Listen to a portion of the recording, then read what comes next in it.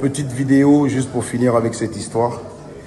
J'ai été approché par Katika, Franck Mangouma, par rapport à ma solo et à ma confrontation. Bon, moi je vous avais déjà dit, je vous avais dit qu'il va pas se mouiller.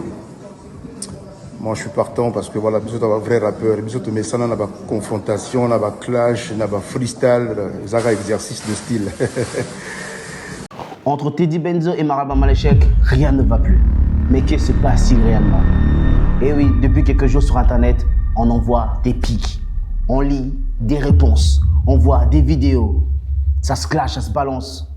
Aujourd'hui, on fera un petit point entre le clash de Maralba et Teddy Benzo. Mais et les autres clashs, parce qu'en ce moment, Brazzaville est en feu, mesdames et messieurs. Ça se clash de partout. Apparemment, c'est un règlement de compte ou c'est une vague de diss track. We never know. Bonsoir, bienvenue à ta chronique, ici c'est Djengombe. Prenez place et c'est parti.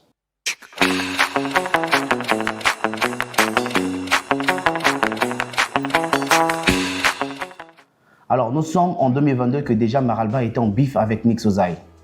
Que Teddy Benzo s'en mêle en rappelant aux gens que Maralba, comparé à Nixo, c'est pas un vrai rappeur. Et que ce serait un genre de conteur poétique qui mélange des styles pour survivre. Sinon, il n'a rien de lourd à proposer. Face à ces propos, Maralba répond en disant que Teddy Benzo est un vieux cynique. Il ne devrait plus faire du rap et passer réellement à la production. Ou se construire un plan de carrière à long terme. Parce qu'il est trop âgé pour s'en mêler des choses des plus jeunes que lui. Alors, nous étions au premier chapitre du clash. Ça, c'est le chapitre premier. Il y aura d'autres chapitres, restez connectés. Mais n'oubliez pas de vous abonner, d'activer la cloche de notification et de lâcher un petit pouce. Et comme on dit souvent, chaque année vient avec son lot d'emmerdes et de bénédictions. Difficile à dire pour Teddy Benzo ou pour Maralba si cette année-ci vient avec une bénédiction ou un lot de paquets d'emmerdes.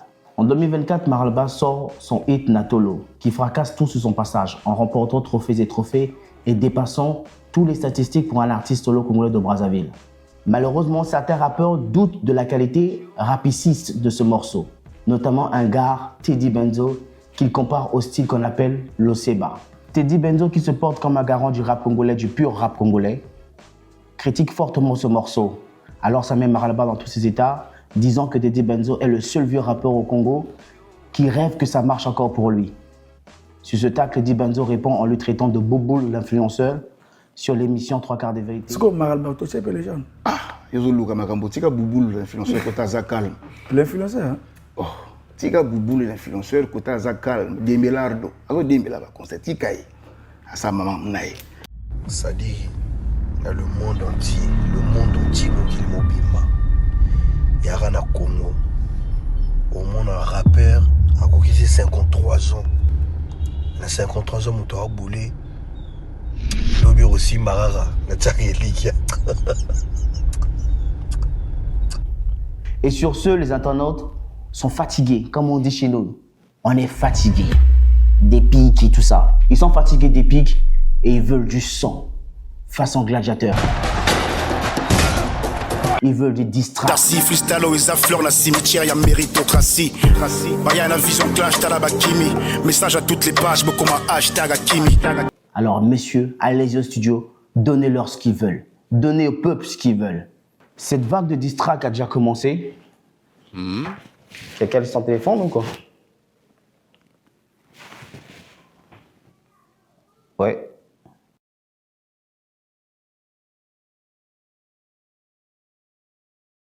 Mesdames et messieurs, même les rappeurs chrétiens commencent à clasher. Décidément, rien ne va plus dans ce monde. Et oui, mesdames et messieurs, le rappeur préféré de Brazzaville de Moïse Mbié s'est mis dans la danse. Bagdan commence à clasher. Et tout de suite, il se fait répondre par MC, Zik, Mbomo et par Doloa.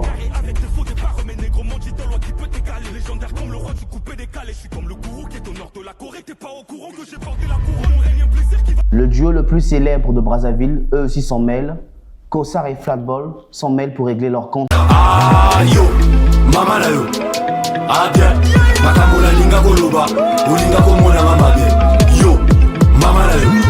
Je suis sûr que cette vague, on n'a pas encore fini d'entendre des morceaux qui sortiront bientôt. Et je suis sûr que même à l'heure qu'on est en train d'enregistrer cette émission, il y a des morceaux qui sortent déjà. Il y a des morceaux qui sont déjà là, qui commencent à tourner. Peut-être qu'on n'a pas le temps de parler, peut-être qu'on parlera sur une partie de cette émission. Mais ce qui est sûr, on n'a pas fini d'entendre parler. Qu'est-ce que cette vague de clash peut apporter? Qu'est-ce que cette vague de diss-track peut changer dans le game urbain de notre pays?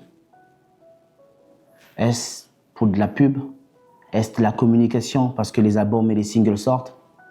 Parce que les concerts doivent se faire vendre, les tickets? Les tickets doivent se faire vendre plutôt? C'est quoi le but? C'est quoi le message? C'est quoi l'objectif à atteindre avec tous ces diss-tracks? Je pense que c'est une question qu'on devrait tous se poser. On devrait savoir, est-ce que c'est pour pousser notre game? Est-ce que c'est juste pour faire parler? Est-ce que c'est juste nous faire vivre, nous les médias, nous pousser à faire ces genres de contenu?